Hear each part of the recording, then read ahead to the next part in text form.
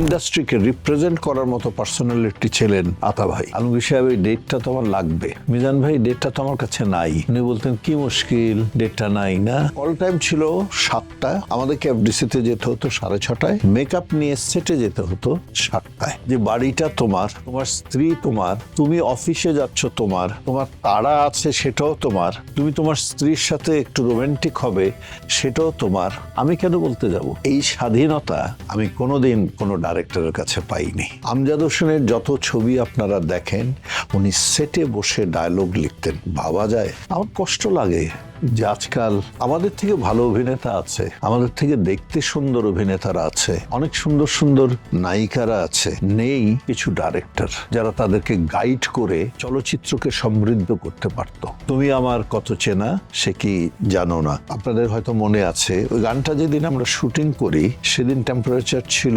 -4।